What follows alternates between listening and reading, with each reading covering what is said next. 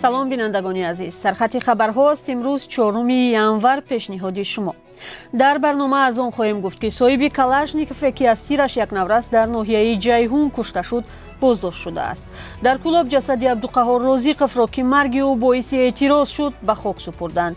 дар Қазоқистон мансабдороне ки харҷашон аз даромад бештар аст аз вазифа ронда мешаванд ва қурби рубл дар Тоҷикистон боз поин рафт. тафсилоти ин ва хабарҳои дигар дар идомаи барнома. рӯзи 3 январ сокинони вилояти Самараи Русия ба ёди сарбозони фавтидаи ин минтақа дар ҳамлаи нирӯҳои Украина ҷамъомад доир карданд. Москав мегӯяд истифодаи бидуни иҷозаи телефонҳои мобилӣ аз тарафи сарбозон боис шуд ки 31 декабр нирӯҳои Украина макони ҷойгиршавии сарбозони русро муқаррар намуда пойгоҳро ҳадафи оташи тӯбхона қарор доданд. вазорати мудофиаи Русия тасдиқ кард ки дар ҳамла ба пойгоҳи сарбозони рус дар шаҳри Макеевкаи вилояти Донецк 89 нафар кушта шуданд. низомиёни Украина иддао доранд ки дар ин ҳамла камаш 500 сарбози рус ба ҳалокат расид. радиои озодӣ то ҳол тасдиқи бетарафии ин маълумотро дастрас накардааст. тибқи иттилои расида аксари фавтидагон сарбозон аз вилояти Самара буданд. мақомот мегӯяд автомати Калашникове ки аз тири он як хонандаи мактаб дар ноҳияи ҷайҳун кушта шуд ба Собир Туйчиев, як сокини 47-солаи ин ноҳия тааллуқ доштааст. ин мардро баъд аз марги Фирӯзҷони Фирдавсӣ хонандаи синфи 9 ки шоми 26 декабр бо автомати Калашников кушта шуд боздошт карданд.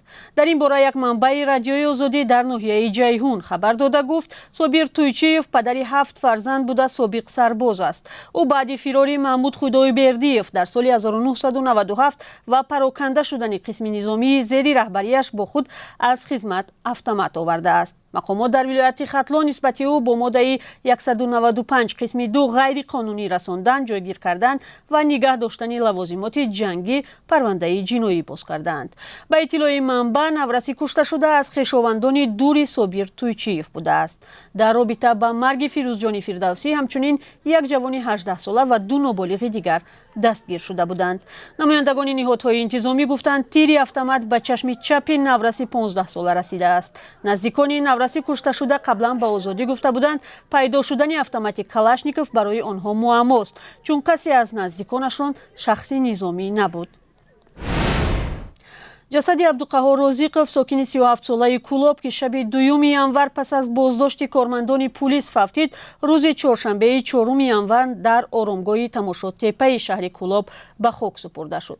наздиконаш иддао доранд ки ӯ бар асари шиканҷаи кормандони пулис фавтидааст, вале вазорати корҳои дохилӣ сабаби марги ӯро истеъмоли аз меъёр беши як навъ маводи мухаддир гуфтааст.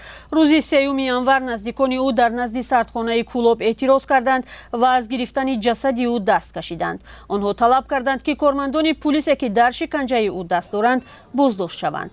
баъдан пайвандонаш гуфтанд ки ба онҳо 3 пулисро нишон доданд ва гуфтанд ки боздошт шудаанд. пас аз ин шаби 3 январ онҳо ҷасадро аз сардхона гирифтанд. Абдуқаҳҳор Розиқов чанд сол пеш бо гумони муомилоти маводи мухаддир боздошт ва 12 сол зиндонӣ шуда буд.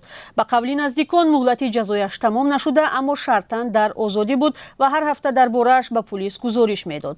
ӯро ин бор низ пулис бо гумони даст доштан дар фурӯши маводи мухаддир боздошт карда будааст.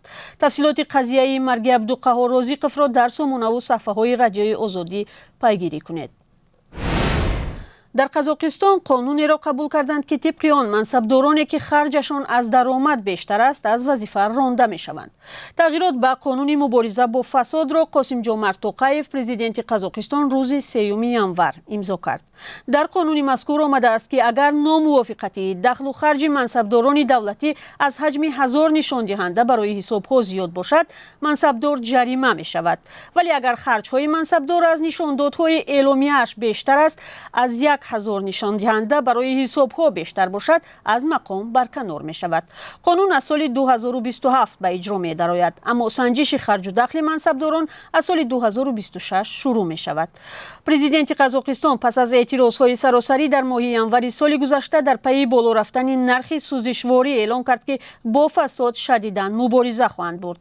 эътирозгарон он замон аз фасоди густарда дар ҳукумат ҳам шикоят карда буданд.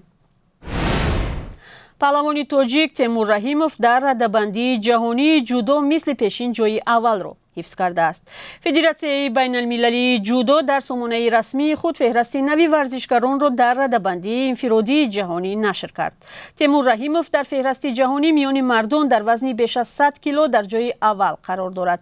این نتیجه در بین ورزشکاران تاجیک بهترین است. پهلوانی 25 ساله در تاریخ جودوی تاجیک نخستین برنده مدال طلایی گرند اسلم در شهر باکوی آذربایجان است.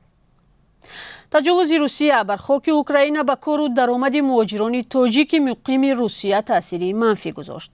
یک عده خانواده‌های خطلانی که از حساب درآمد مهاجران کاری تاجیک در روسیه روزگار خود را پیش میبرند، در صحبت با رادیوی آزادی گفتند که با آغاز جنگ اوکراین درآمد آنها به قدری قابل ملاحظه کاهش یافته است.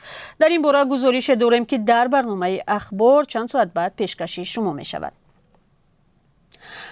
ضمناً قرب روبل روسی در تاجیکستان تا به 141-142 سومانی پایین رفته است. 2 هفته پیش 1000 روبل 158 سومانی بود. پایین رفتن قرب روبل که با سرعت ادامه دارد به جیب هزارها خانواده تاجیک که نزدیکانشان در روسیه اند و روبل میفرستند و بانک آنها را سومانی کرده میدهد ضرر میرساند.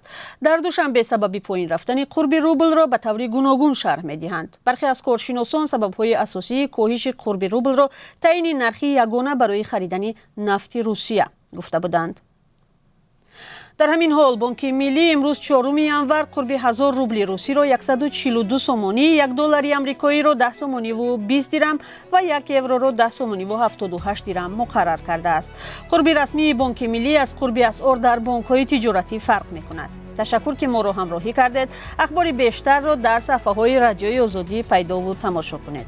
شما را ساعت 17 به وقت مسکو و ساعت 19 به وقت تاجیکستان در برنامه اخبار آزادی انتظاریم. تا دیدار.